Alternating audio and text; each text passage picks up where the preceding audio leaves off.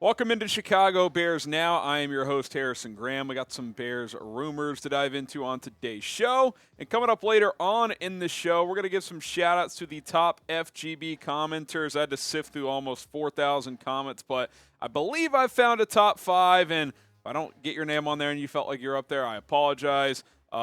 Appreciate all the commenters on every video, but that is coming up later on in the show. Let's get this thing started, though. Should the Bears sign free agent to be defensive tackle Javon Hargrave? Pro Football Focus listed Hargrave as the top Bears defensive free agent target. A guy we've talked about some, but certainly not as much as like a Daron Payne, for example. But Javon Hargrave is a really good player. I mean, you look at his stats this year, had a breakout year for Philadelphia. I shouldn't say breakout, he's been good, but I'll say a career high best year in terms of sacks with 11, 16 quarterback hits. I mean, he would fit the bill of that 3-tech that Matt Eberflus has consistently mentioned that is needed on this defense. And with Hargrave set to turn 30 in February, he's going to look to cash in one more time. He's making $13 million per year right now. He's going to try and get a pay raise, I would think, and try to get that huge contract. This is probably his last chance to really get a big deal now that he is turning 30 years old, which isn't old, but if you're 34 hitting the market, you're not going to get a huge long-term contract. Now, you look at the highest paid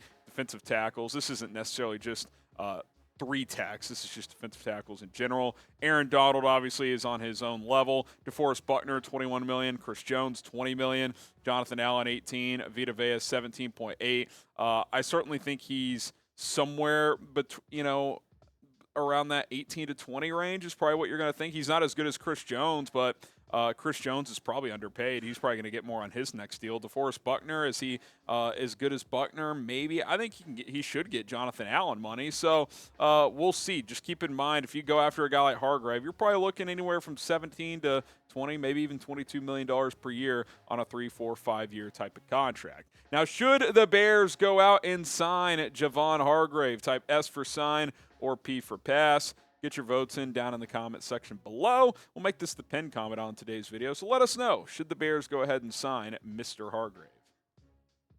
Now, it is a strong defensive tackle class. We've talked about Daron Payne quite a bit. He remains my top guy because he's younger than Hargrave. I would like to see him here, but Hargrave's very good. I wouldn't be disappointed in him at all. Dre'Mont Jones, who plays 3-4 defensive end, but would fit that 3-tech role, I think, here in Chicago. He's a guy I like. Dalvin Tomlinson, probably more of a 1-tech.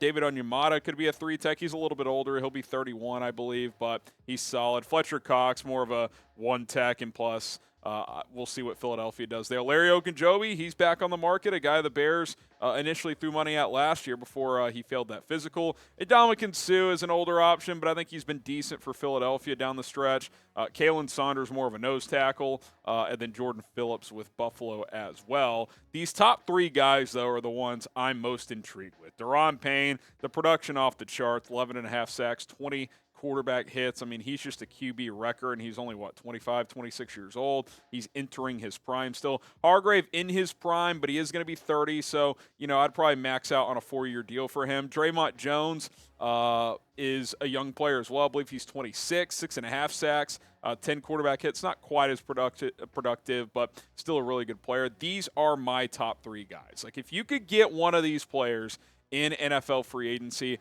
I'm a happy customer. I'm feeling really good about adding that type of player to my defense, and then it gives you flexibility with the rest of free agency and in the draft of if you still want Jalen Carter, sure, you could pair him with that other player, or if you want to get a Will Anderson or a Tyree Wilson, depending if you trade down or whatnot, those are options as well.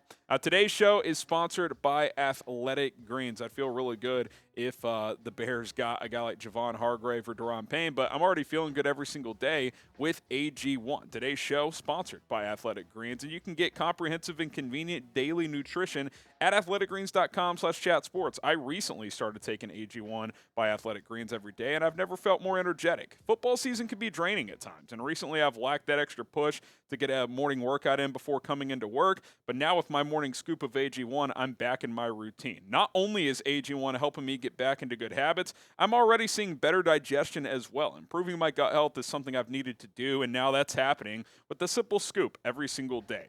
Covering my nutritional basis for the day literally couldn't be easier, which is why I trust Athletic Greens. I just mix one small scoop of Veggie One with water and drink it. First thing in the morning, boom, it is done. I also like that it costs less than $3 per day. Pretty good deal if you ask me. It's a really effective daily habit with the highest quality sourced ingredients as well. It's a win-win.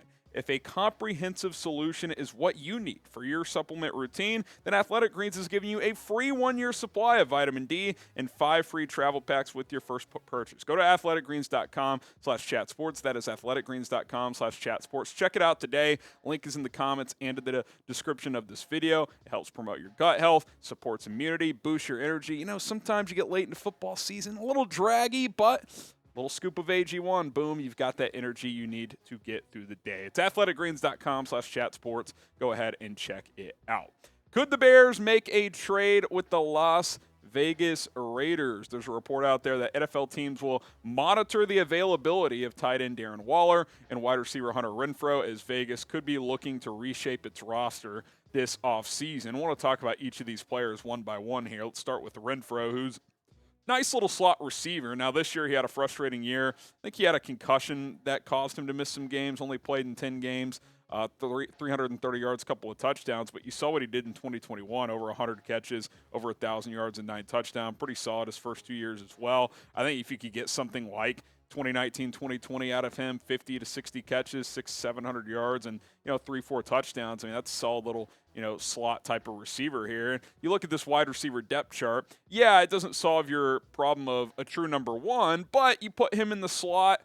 Maybe you buy low on him right now as his stock isn't super high. 4th-round pick, 5th-round pick for Hunter Renfrow. I definitely would consider that. Now, his cap hit isn't cheap for purely a slot receiver.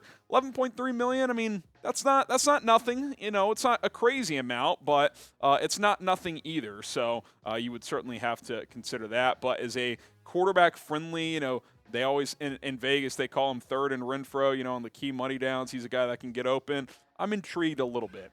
I'm really intrigued with Darren Waller because he's kind of just a big receiver, doesn't block a ton, but you have Cole Kmet, who's a pretty solid blocker. You still have Trayvon Wesco as well, who's a good blocker. But if you bring in Waller, who kind of like Renfrow, injuries this year, a little bit last year as well, but man, 2019 and 20, kind of after that 2020 season, we were thinking, okay, Travis Kelce, George Kittle, Darren Waller. Those are the top 3 tight ends in the NFL. He's got that ability, but you plug him in here with Kmet, and Wesco can be your 3 as a blocker. I'm actually pretty darn intrigued with the potential of a tight end room like that. And we've kind of talked about it with free agency not being the strongest in terms of wide receivers. Well, what if you get a really good receiving tight end like a Darren Waller that you could compare with Cole Kmet or pair with Cole Kmet, and then maybe you get a receiver in the draft? I think that could be a possibility as well. And Darren Waller's cap hit is less than $11 million if you trade for him. So that's pretty interesting also.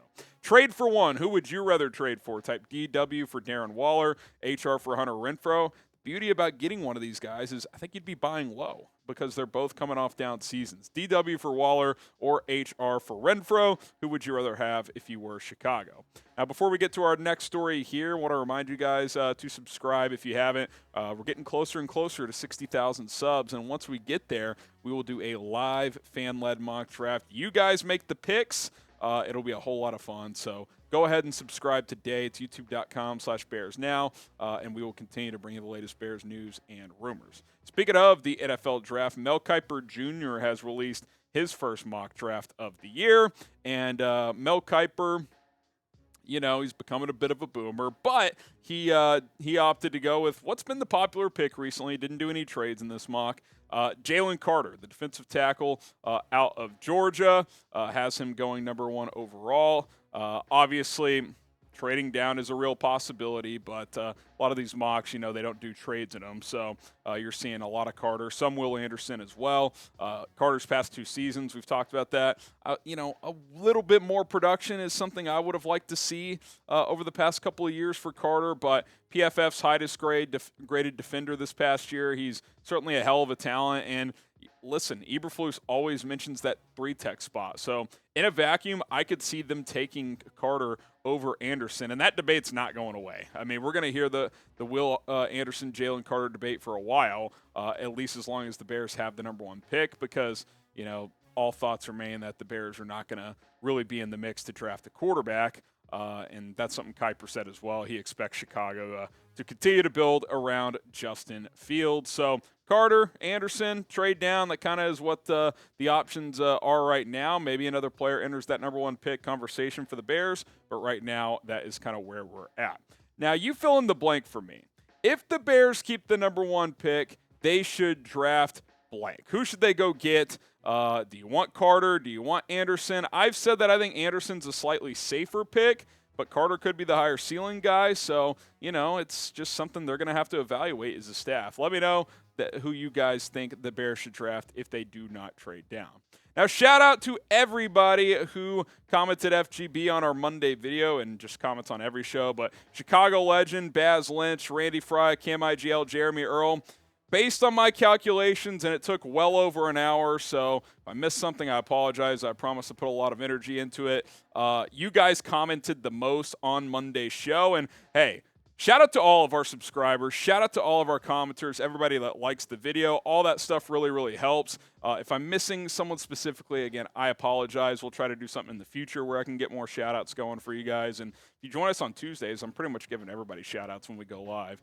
So that's another way to get one as well. I will say this. Last I checked, we had the most comments on Monday's show out of all the channels. So shout out to all you guys, Bears fans, always showing up when called upon. That's going to do it for today's show.